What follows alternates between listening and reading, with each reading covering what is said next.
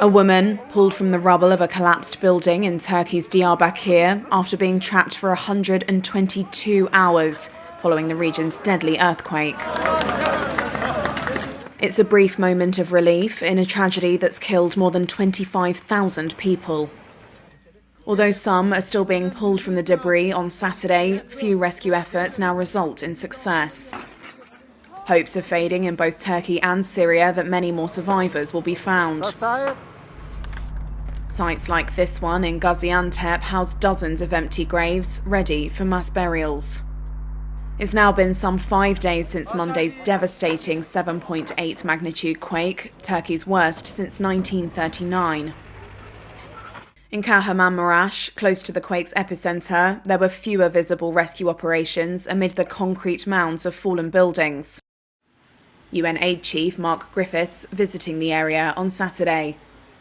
What happened here on Monday, the epicenter of the earthquake, was the worst event in 100 years in this region. We have a clear plan tomorrow or the next day to give an appeal for a 3-month operation to help the people of Turkey with humanitarian assistance. And we will do a similar one for the people of Syria. Across the devastated region, people were still awaiting news of missing loved ones.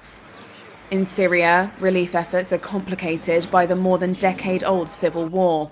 Very little aid has entered, even after the Damascus government said on Friday it would allow convoys to cross front lines. In normal times, the UN delivers aid to the region across the border with Turkey via a single checkpoint, a policy that Damascus criticises as violating its sovereignty. The quake has raised questions over Turkey's earthquake planning and response time. President Tayyip Erdogan said on Friday that authorities should have reacted faster. On Saturday, he said his government is looking at how to rebuild destroyed areas. We will quickly begin debris removal and reconstruction activities. We are making plans to reconstruct hundreds of thousands of houses with their infrastructure and superstructure, or more precisely, to rebuild our cities that suffered great destruction in the earthquake. In a few weeks, we will begin to take concrete steps. Birkaç haftaya kadar da somut adımları atmaya başlayacağız.